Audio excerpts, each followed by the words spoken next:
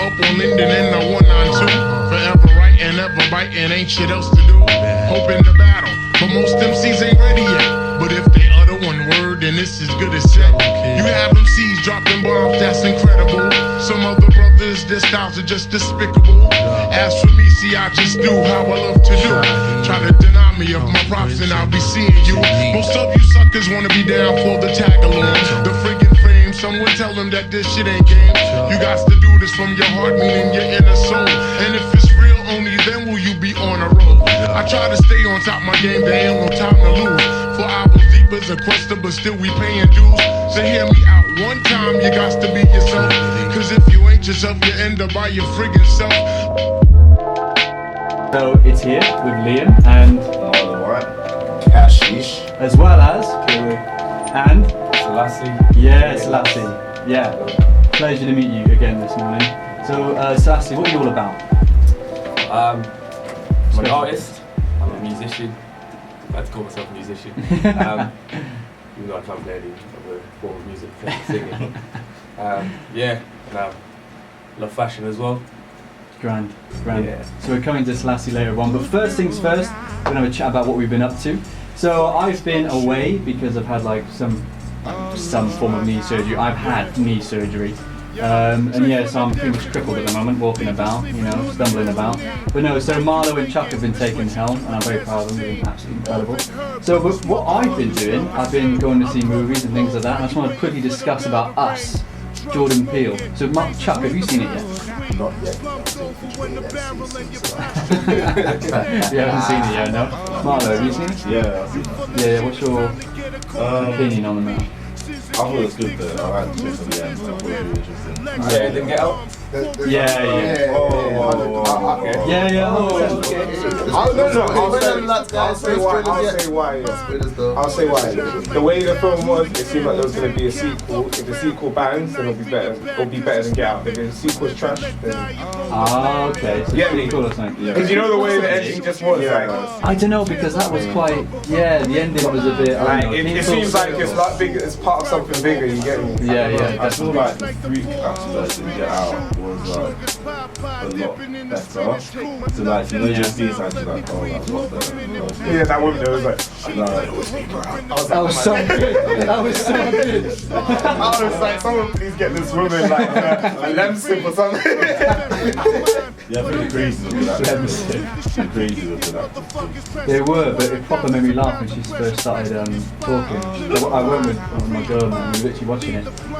We've been waiting this long time. And then I just started laughing. I think the half the cinema was laughing as well, but it was such a serious moment.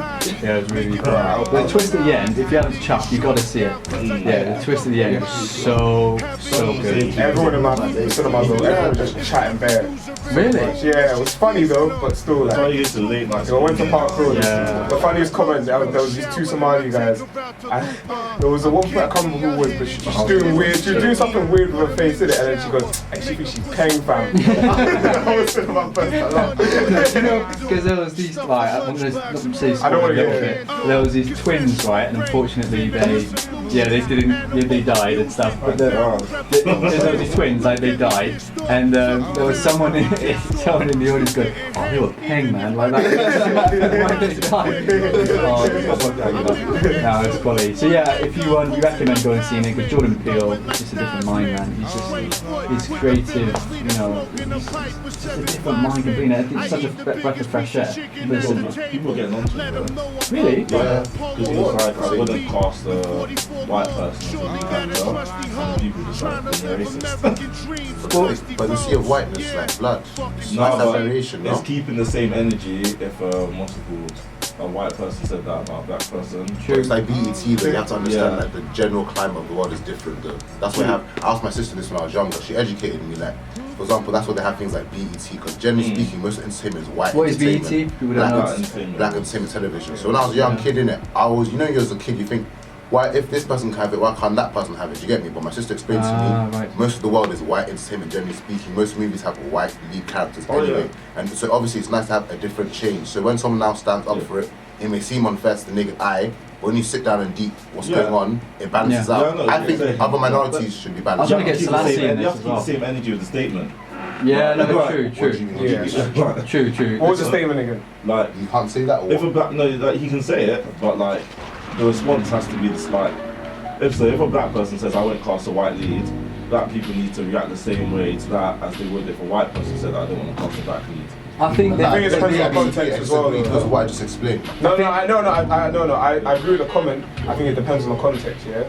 I feel like if it's a film which is, like for example, just American culture, I guess, in general, then you can understand like, okay, it shouldn't just be, oh, a white person vote. Like there's plenty of different ethnicities, Americans, that's fair enough.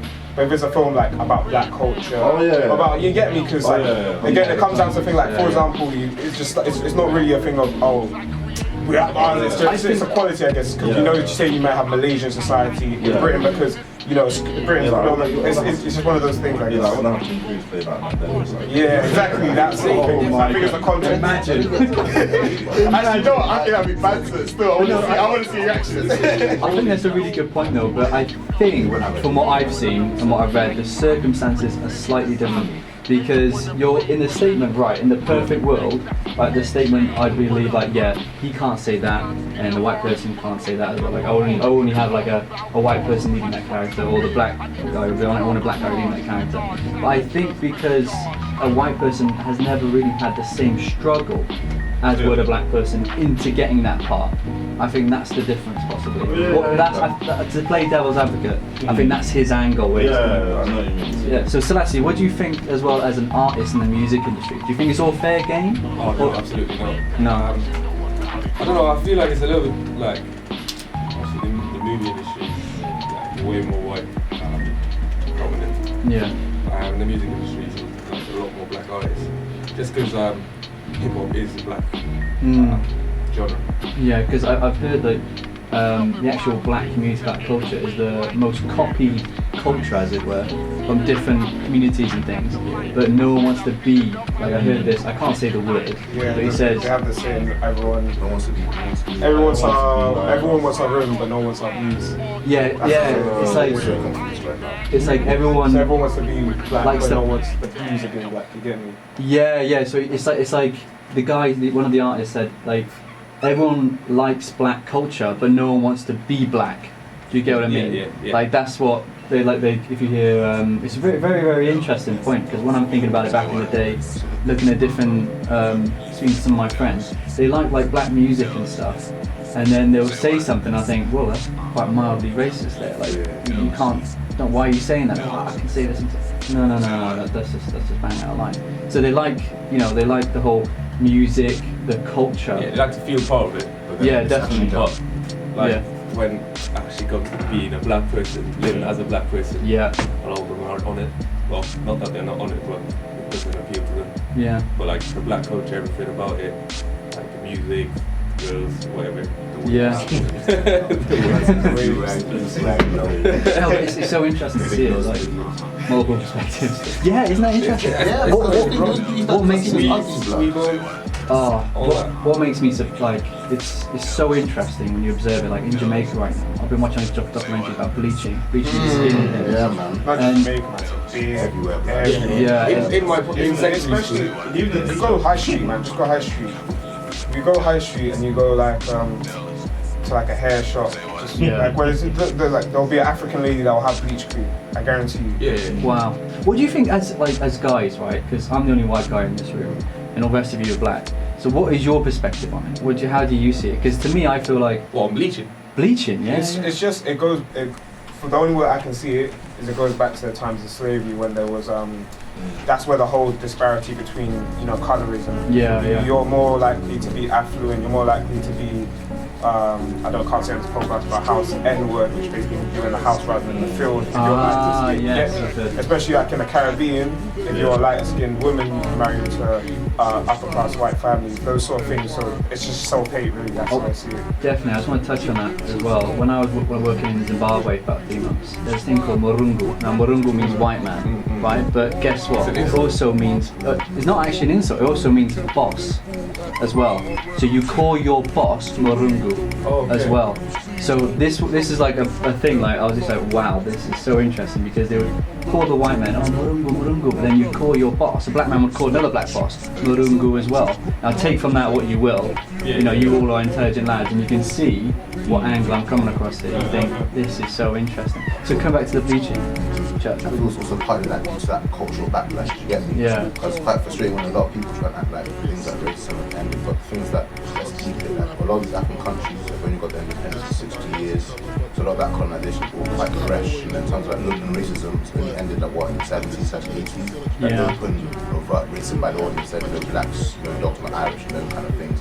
Let's remember those things are all. It's all a very fresh situation. Yeah, it's like a few decades. Apartheid in? Because even don't Apartheid. Can you just search that, Marlo? When did the apartheid end? You want to be don't get this colour factually people and that colour. When I mean colour, I mean coloured is in light skin in South Africa.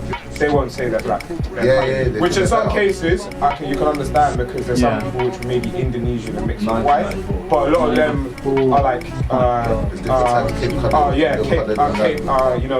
they're black people from the Cape or Zulus mixed with white people, so they're mixed race, but they'll say no, we're not black, we're coloured. Same Dominicans as well. A lot of Dominicans are of African descent, but they'll say no, we're Dominican. But at the same time, no one wants to really. It's the same skin tone as their man, bro. But she's black. You get what I'm saying? It's a man. It's so. I think it's really interesting to sit back and look and observe, and then before you even make an action, listen to these individuals. I was watching this documentary. I love Louis Theroux as well. I love all his documentaries and Stacey Dooley and all that type of stuff. I was watching this BBC documentary with the bleaching the skin, and they go, oh, I want to be looking like Beyonce, I want to be looking like. It's so, when I look at Ariana Grande, when you look at those individuals, just get a quick picture of when she was like, not iCarly she was in, she was in something, and she was white as anything. She was paste white, and now she's transitioned into this. Yeah, I know what you mean. You know what I mean? It's like it's a give and take. So in the UK as well, people want to look tan, they want to look darker. Isn't that interesting? Like on the other side, wasn't it a thing? Correct me if I'm wrong, but isn't it in the past you wanted to look fairer skinned if you're from the UK because if your skin was tan, it meant you like worked in the fields. But now it's the opposite. Like if you get tan, it means you got money to go abroad now. Yes, and it's interesting because when I was visiting China as well and the Philippines, that's the same perspective. Their parents would tell because I was staying in a hostel, and I was speaking to the people who work there, and they were all like Filipino, and I went to Taiwan at the same time, and it was the same thing. Their parents told them, you have to keep out of the sun, you don't want to look dark because you face prejudice, because they'll just assume you work in the field, and if you're darker skinned, you just work in the field, and you see poorer, lower class, less educated. It's so interesting. And you're right, because I think back in the UK that's what it was as well. Because they used to, Victoria, they used to just put loads of white powder on your face. I have to look as white as possible, I don't want to be looking like. There wasn't also Queen Elizabeth or something, didn't have smallpox as well. There people had smallpox, said there, cake on the makeup. Yeah. It'll go away about putting it on makeup. It's so interesting to look at history and look at that then compared to what we've got right now, in the UK. Because I think the UK, this is one of the debates I wanted to talk about, and then we'll come on to Selassie. We'll have a chat to you about, as an artist, you upcoming where you're at right now as well. Yeah, sure. And one thing I'd like to mention, I've heard from a lot of international students, they're confused about what the British culture is, as it were. I've actually heard from some students that there is no British culture, and you can't not have a culture in a community. You cannot. It's impossible. So I wanted to see from your perspectives. Well, I'll just say something more. No, come back to you then. I don't think there's like a dominant British culture. Like I don't know if you can look at something that Britain do as a whole and be like, yeah, that's very British. Yeah. Or I don't know, maybe I'm wrong, but it's just become so multicultural. Yeah. Like if you can, even between the north and the south of the UK, south of England, there's a big divide. There's a big change in culture. Like people from people from like the north have different values, think differently about like the UK, what their beliefs and what their culture actually stands for, and in the south it's completely different. Yeah. So I don't know. I don't know if you can say there's like one dominant British culture, like one like dominant. It's like a pot. It's like a pot of loads of culture. Yeah. And that's what she's become now. A lot of people. A lot of the older generation are like, it didn't used to be like this. Yeah, and definitely from my uncles, because they were from London, they're from East End and that, and they grew up, we say multicultural, but they said over a period of years there's been like a surgence of like immigration refugees, which I feel like, you know, in my opinion, that's like I'm saying, it's fine. Like I get like a golden stamp on it. Like I've got a position to say that, which I don't. But in my opinion, I think due to like, you know, the colonialism and imperialism, I think it's tough to say we can't allow these people in. But we have to be obviously very careful, because let's say there's a high density to a low density. If you think about it quantitatively, there's a low density and high density people coming in. There's going to be some form of issues that we've got to think about There's going to logistically. be culture clashes. Yeah, exactly. I think And you've got to screen people that come in as well with just Yeah, in saying that, I'm not against letting people in. Like, I believe people should go. no, I agree. Yeah, so yeah, you know good the topic. whole Shamima Begum thing. Is that the The Yeah. girl went over. So I didn't agree first of all with her coming back, but it was for a different reason. But I got a whole different. Well, you perspective. got personal. No, it's in a person. So you know, You knew her back in the day or something. people are saying that she should come back Yeah. because of A kid. saying because the okay. kid, but also like if it comes to British law, they say Yeah. if you're a criminal, if you're a white criminal and you're in your way and did a crime abroad, and you come back, you should be charged and judged by a British court of law. I see what you But mean. I think Yeah. it's different because it comes from my perspective before is that it comes to a thing of national security at this point. You know, she's joined the enemy of the state, and it comes to who you're going to prioritize now: the people that have been following British law and haven't been doing wrong, or you're going to put her ahead of that because. Regardless, she was part of ISIS. Bringing her back, I thought that was a threat. But I got a different point because I was speaking to someone that was actually a refugee from one of those countries, and he come here and he's like, no, 100% no. Like, Really? imagine no, because he's like, remember he's seen stuff that we haven't seen videos. Yeah, and no, he's like, no, you haven't seen the stuff that ISIS has done. And like, bro, like, imagine I know what they've done to my country for them to come back here. So like, you also got to think about from their perspective as well. I think that's really important. We should actually ask them their perspective as well. They've come. The reason they're here is because of. Coming from that environment is so interesting. But coming back to like the culture thing about in the UK.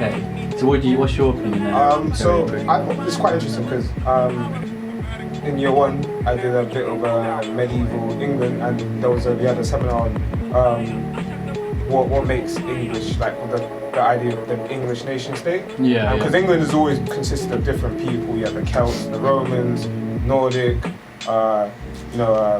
Germanic speakers coming over.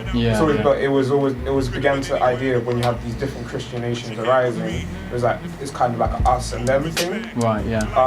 But I think for me, especially because my grandparents knew quite a lot about English culture because they came within the Windrush period. Oh, interesting. So I feel like a lot of previous British culture was kind of built around the idea of colonialism, and like, even if you think about stuff like tea, a lot of it has always been imports. Even Christianity, you can say that comes from the Middle East.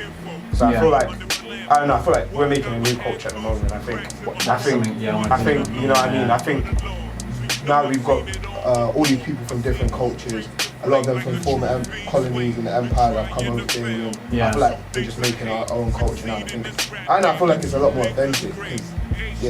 That's a really interesting point actually, because really good balance through that. Just want to say that was awesome. I was thinking about what you said about how it's transitioned and things, and you're right, because I feel like the same. I think the culture in the UK is changing and making our own culture. Because I grew up like in Newport, and I was growing up with like people from Poland, from Pakistan, from areas, and it was completely normal.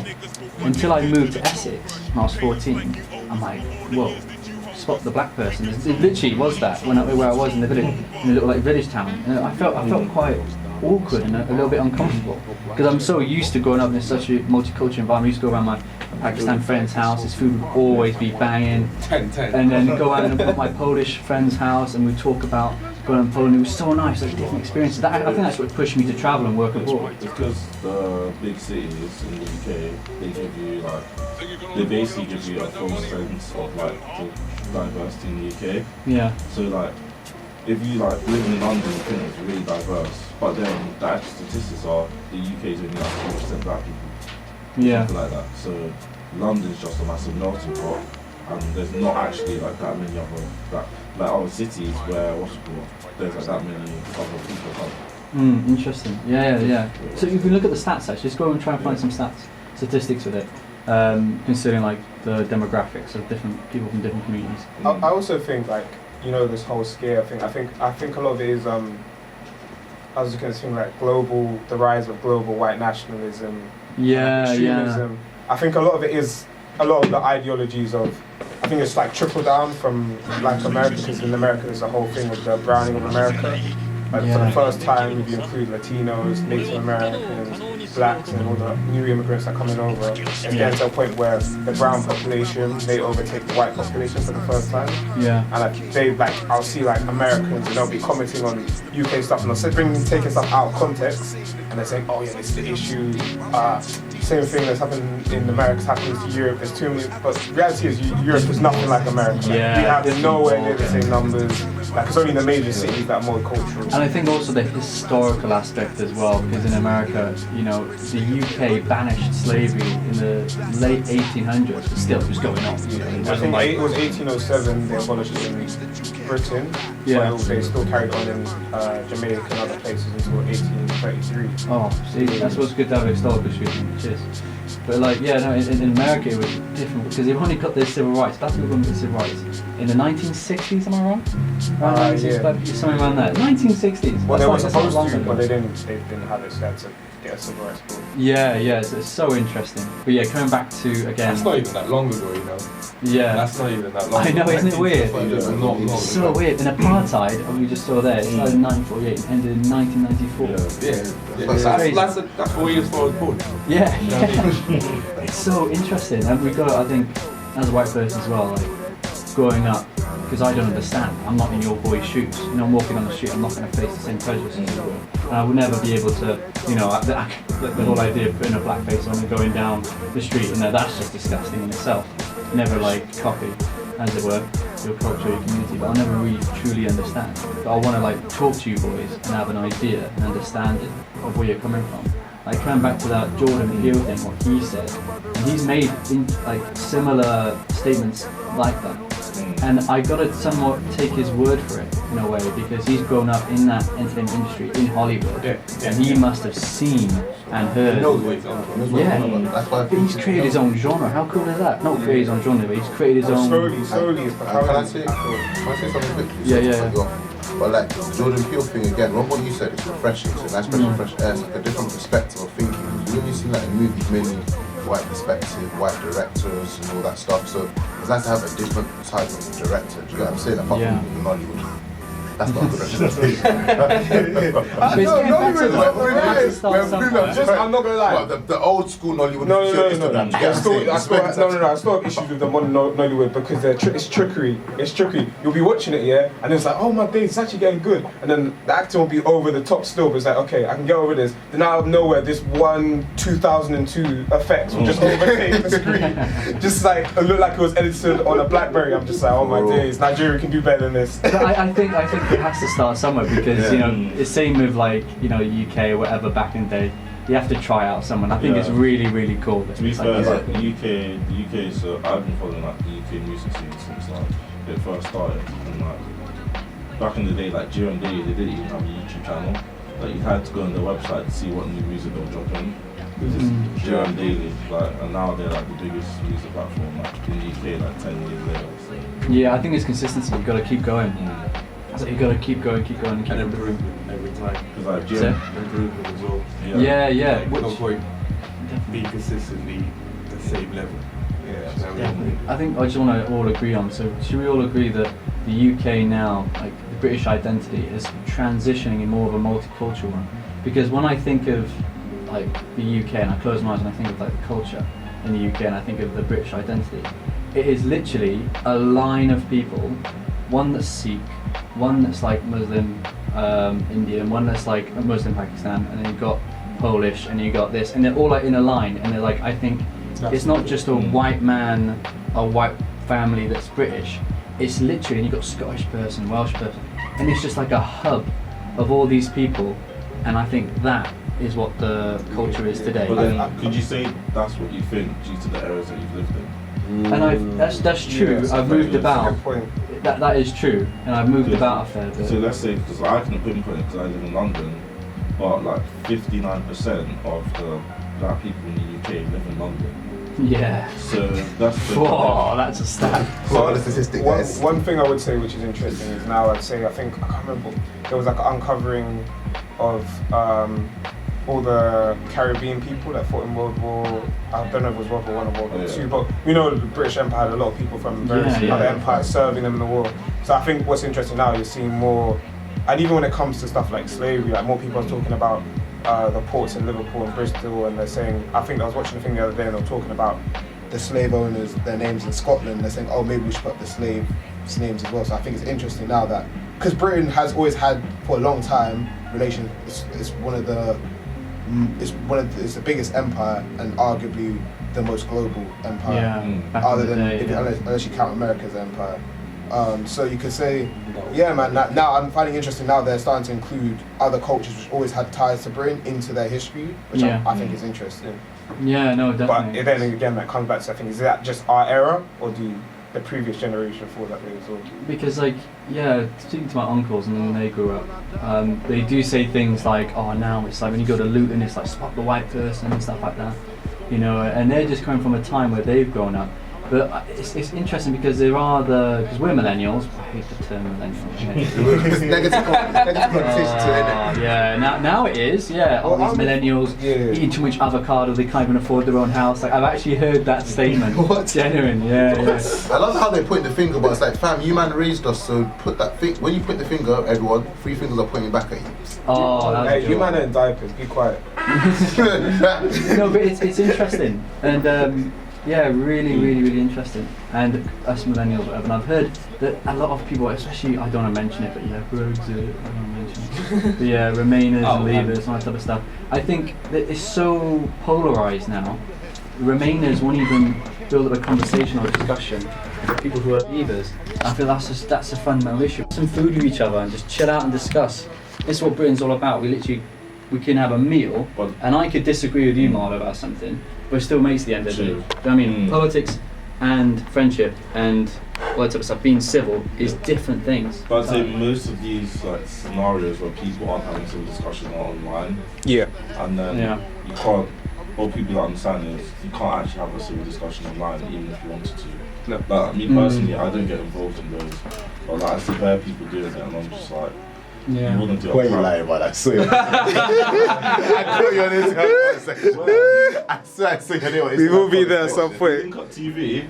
Yeah, I think so. I was like, I wrote one line saying this video is iconic.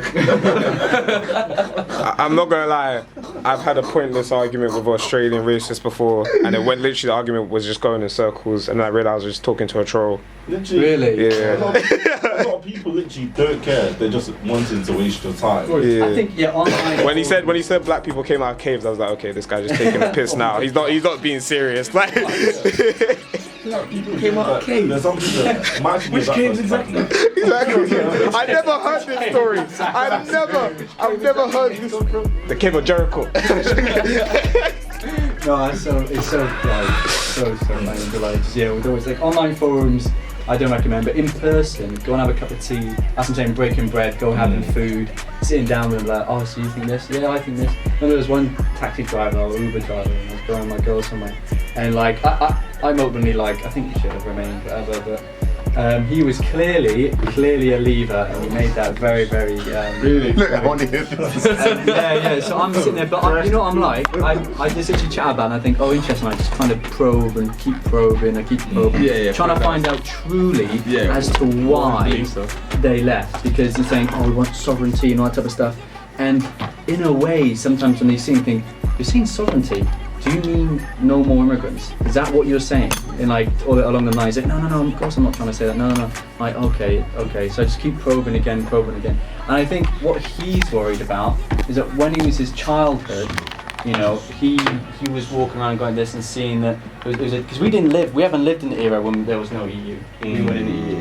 They were. So I'm thinking, okay, that's interesting. I haven't had that perspective yet. That's late 70s, like, things change. Yeah. You know what I mean? Exactly, things do change. And when you're a kid, of course everything's better, because you're a kid. That's you're very, a very kid. powerful. Everything is so much better when you're a kid. You don't know the terrible disasters going on.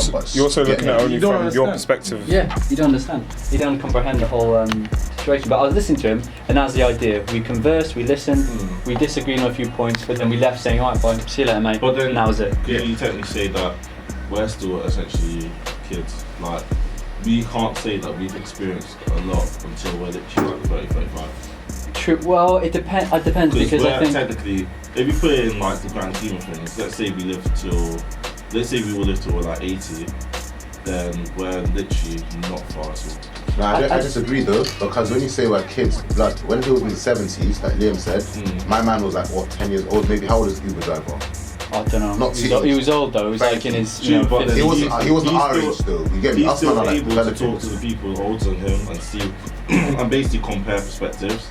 And he's able to look back on certain situations he was in as a kid, and as a man, be like, oh, I can see how this and this were like similar, etc. Because it's like how I'm able to look back at times where, let's say, there was a credit crunch in the UK, and realise, oh, right, this happened because of the actual credit crunch. Like, I remember when I was younger, listening to news about the credit crunch on like the radio and not understanding it, but then let's say 12 plus years later, I'm thinking about those situations now, just like, oh, right, this happened because of this and this. I think just something to dive in. Was you going to dive in there, Karen? No, I was just going to say I agree, like, they're going to think about it, like,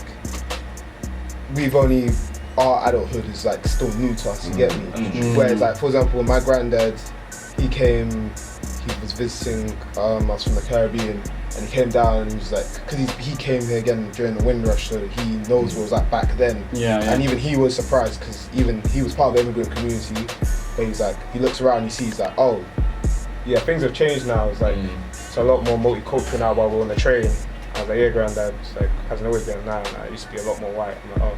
Yeah. And like, even him, like, you could tell, like, he's a lot more, like, he loves the fish and chips and stuff like that. You know what I mean? Like, he always bringing me that all the time, like.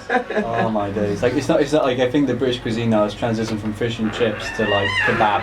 That's what it is now. Definitely. Classic English cuisine is kebab and curry. Definitely. I want Nando's. What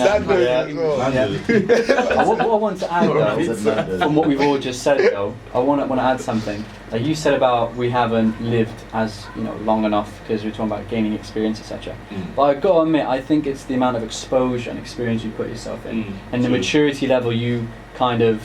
Because the maturity level comes in when you put yourself in them environments, in them situations, which your game experience starts to broaden your idea and knowledge. Like I've travelled a fair bit. I'm not saying I'm an expert on anything, but when I've travelled a bit and then spoken to an old lady who stayed in the city of her life, and all she knows is what is in the newspaper and is in the books as well, and she hasn't seen personally herself. And when you speak to these individuals, they have this feel of this isolationist philosophy. We have to look after ourselves, we have to look after ourselves, we have to look after ourselves. And I feel that's how, very carefully, UKIP was able to kind of, I wouldn't say hijack, but able to use that.